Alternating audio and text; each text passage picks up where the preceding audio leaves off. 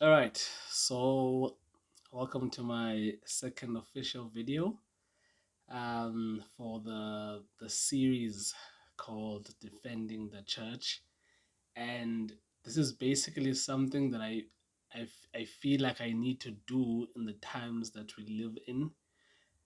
Being a person of social media, going through social media, and seeing people's opinions about the church. So I'm just hoping when I post this out there, um, those very same people or some other people will hear my opinions about the church. So that's what we're talking about on this platform. If you like the content, you like and subscribe, share it with friends, and we continue to get this ball rolling. All right, so that's what we're talking about, defending the church. I think what comes to mind for today is how the church talks about itself. Now, that is how people who go to church, people who love church, talk about church. I mean, it goes without saying that perhaps church is not what it used to be maybe 50 years ago, 40, 30 years ago. um, there came this branch of church, this firepower, so to speak, of church that just came in and just seemingly captivated everybody and created a rift between what is known as traditional church and what became known as contemporary church.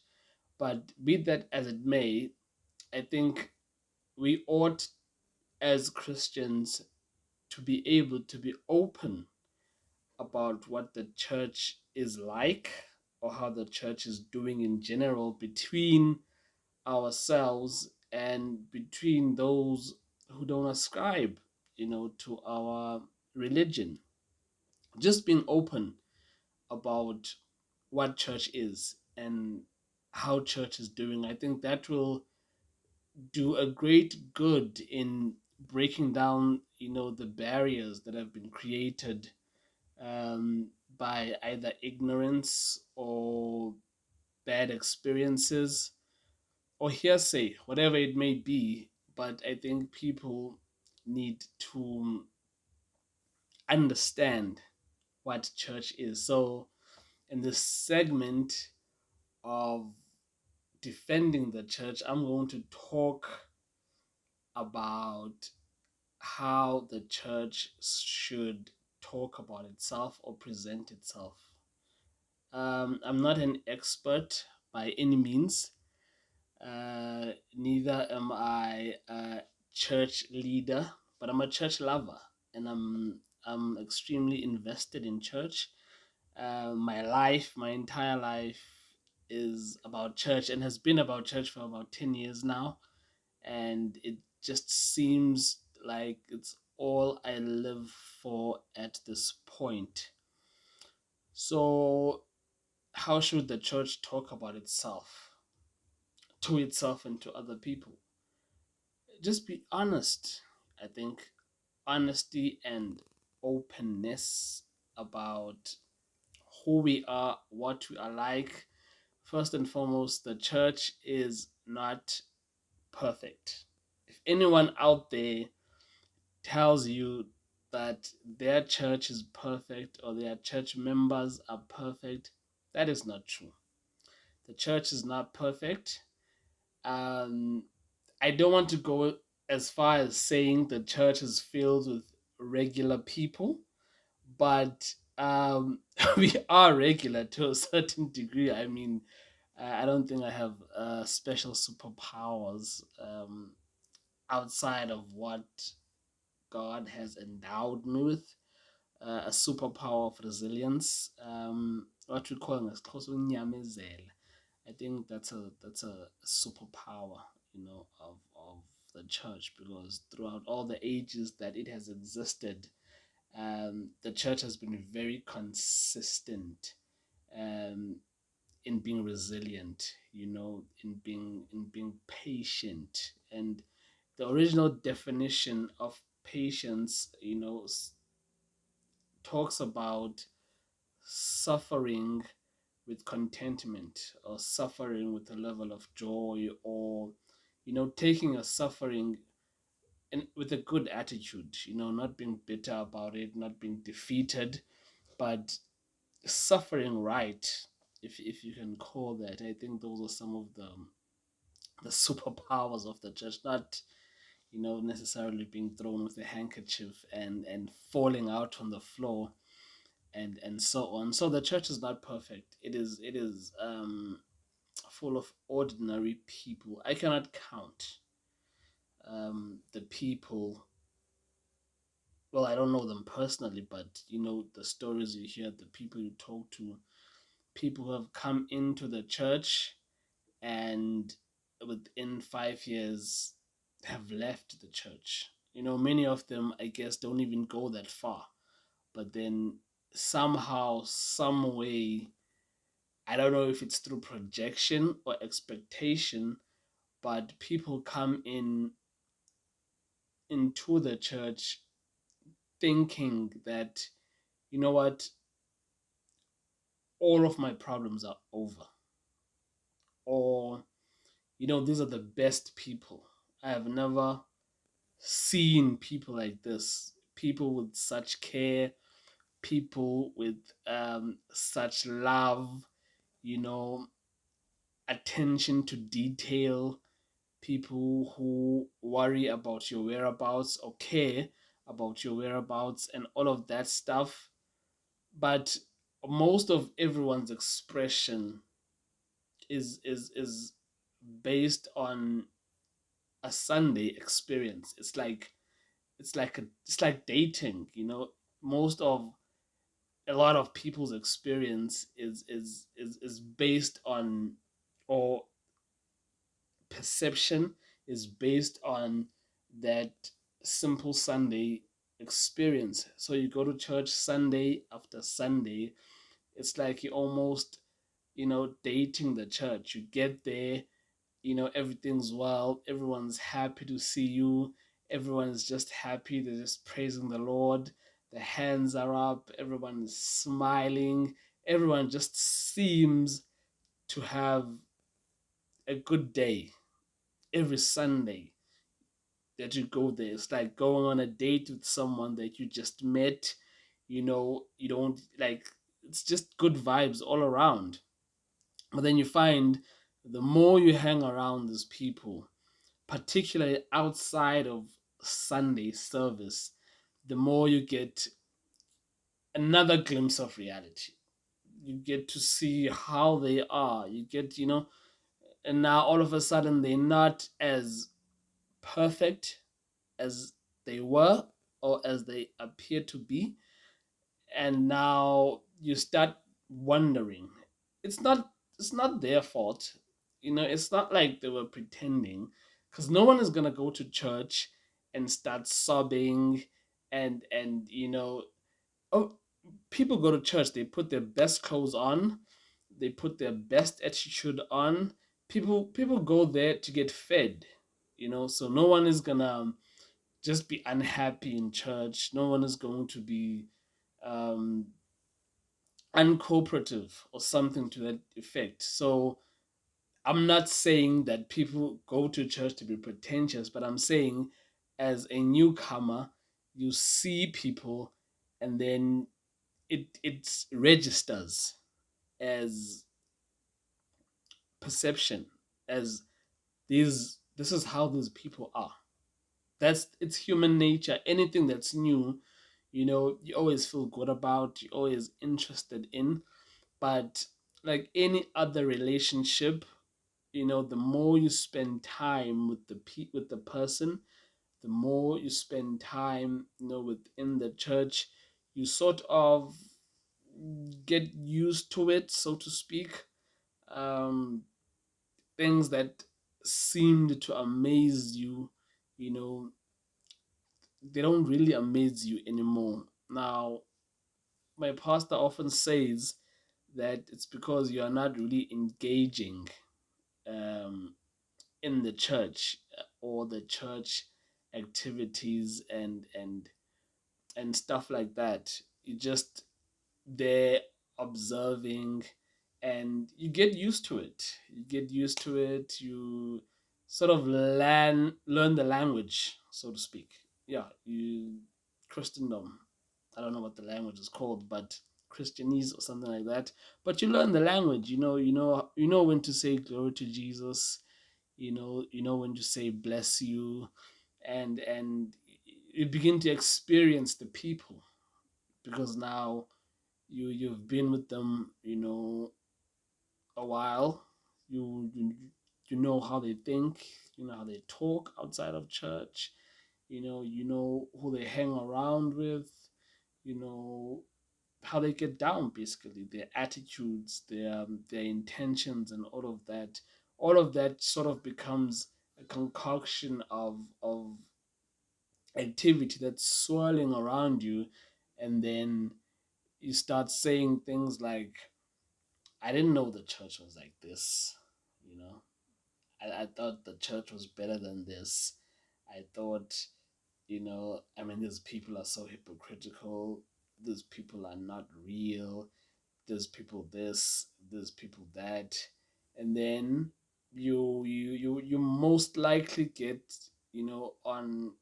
on your self-righteous horse, and then you ride around the people, and that's usually a sign that you on your way out. The moment you start um, believing that people are treacherous, that people are worse than you are, and that people in the church, you've never seen people like this anywhere else in your life.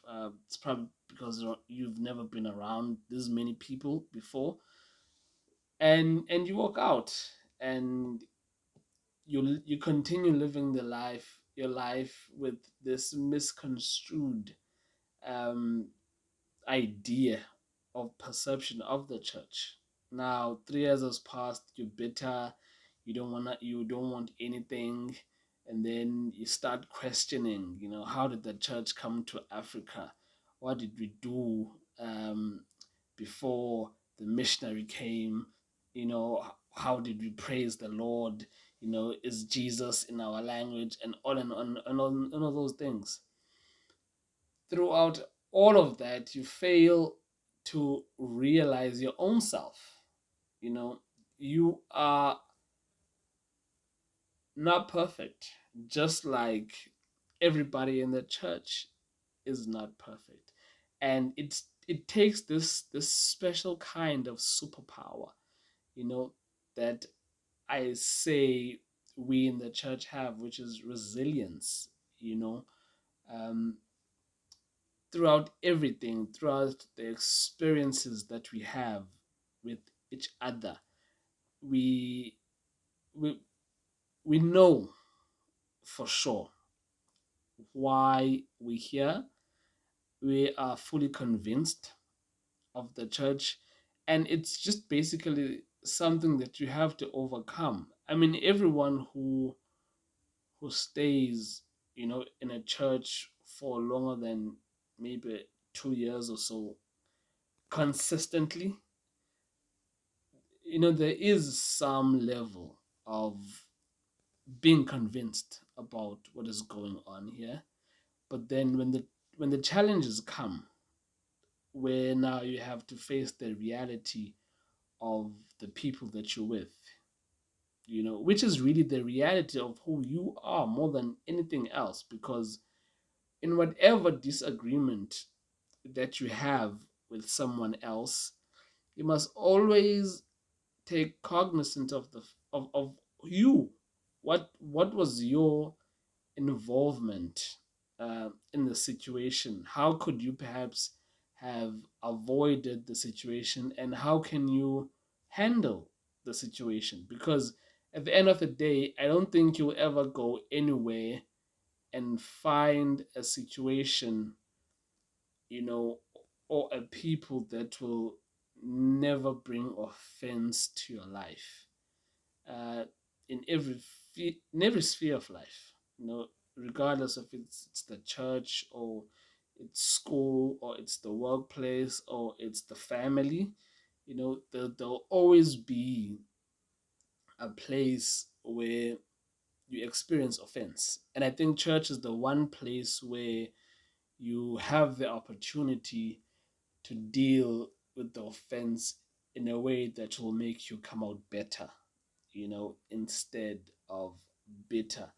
So I think the people, I do want to say that people that leave church don't want to change. I think unless people have plotted to murder you in your church, as surprising as it may be, there have been reports in the newspapers that church leaders have been shot dead because of squabbles within the church. But I think unless it gets to that extreme, you should always be willing to work things out with whoever or whatever you know is a stumbling block in your journey with the Lord. And that's what people miss when they walk away from the church. They miss that opportunity to become better people. One of my favorite preachers, often says that he wishes that he could go into some kind of coma and then just wake up and just be the best person there is. And I laughed at that when I first heard it, but I never understood it. You know, what is this notion of becoming a better person? What does being better mean? I think it's something that's not in the forefront in today's society. For us Christians, at least, when we read the Bible, being better is being more kind, being more patient with people, being more considerate, um, being more generous, all of those things that we aspire in people we admire.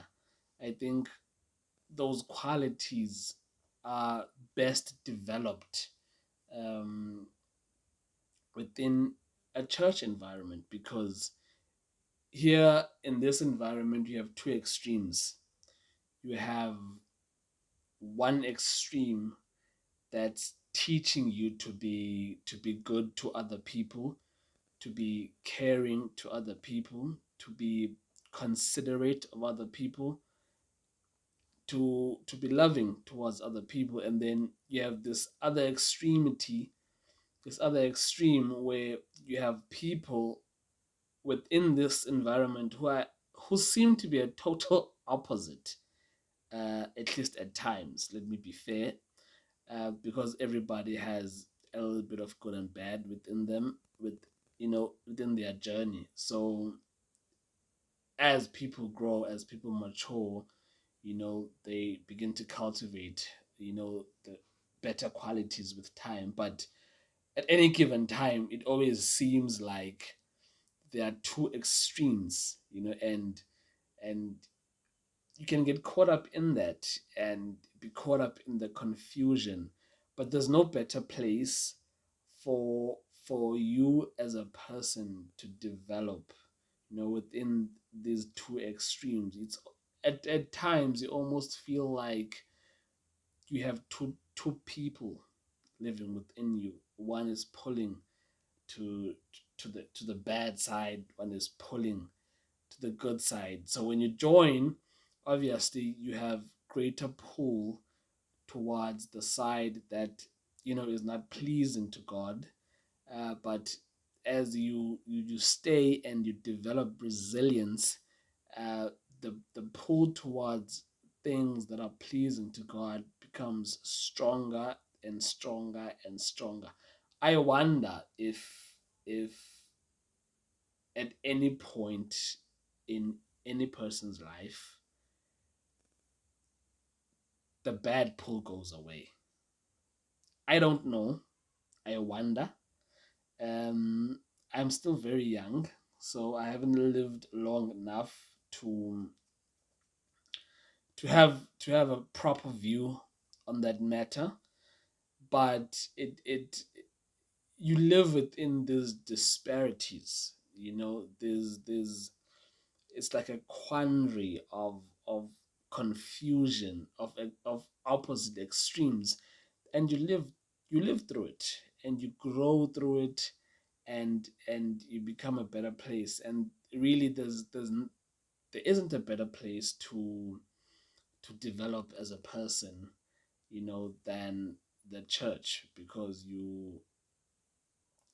it's a very hostile environment because of what it's supposed to be and what it really is. There's a much greater contestation of good in the church than in the world, because the enemy of our souls know that if we get what we get from our church properly, perfectly, we go out there and infuse the world with that good. And it then becomes a clash of kingdoms. But that's not what I'm talking about today. But I was just trying to highlight, the disparities, the intensities, the friction that is within the church, and it gets pretty confusing uh, for a lot of people. I don't want to go as far as saying it gets traumatizing, but it brings people to a place of despair at the end of the day. And then you walk around town, and when people talk about church, now they're bitter, now now they're unhappy, now they're unwilling to to go to church. And in our age, it has spilled over to social media and all of those things. So it becomes difficult for you as a Christian to navigate in society, you know, in peaceful waters. There's always some controversy, there's always some attack that you have to deal with at the end of the day. So I guess it's upon us as the church to speak honestly about these things, about who and what we are to people, and just to say to the people that left, come back. It's We are different from the world, but we are a people in the making. It's a one at it's one at a daytime type of story. We are still being molded, we are still being made, and that should be our attitude as the church, notwithstanding the things that we have to say no to, the things that we have to speak down on, the things that, because of what we believe, we cannot participate in. It's not that we think that we're better, but I mean, through experience alone, the things that are taught not to be good in the church are things that are destroying us as people anyway. It's not that when we don't do these things or don't participate in these things, it's because we think we are better. No, those things, they bring us harm, they they bring us danger, in all aspects. I mean, think about, for example, adultery. Now, it's an issue in the church that is frowned upon, that is not encouraged, that is not accepted. And not because of a moral, being on a moral horse, or being on a moral pedestal, but because adultery is not good for us, it has very devastating outcomes. You can get shot, you know, messing with people's wives, you mess up your life, you get divorced. Now your children, they don't have a proper family anymore. uh, you become a bachelor again. The money that you've invested in building a life with your wife, that family has also been damaged because of this passion, this union. So if you look at it, from a bird's eye view, get a panoramic view of it, there's a lot of damage that has happened to two households, you know, families, children. Now they have to grow up with this issue in their minds that my mom and dad, are separated. That has an impact financially in the home. It has an impact emotionally, psychologically to the children. Now they don't feel as safe because dad is not around. They don't feel as secure. They've lost the male figure in their lives. They sort of become underdeveloped, and so on and so on. Those are the damages of just this one example.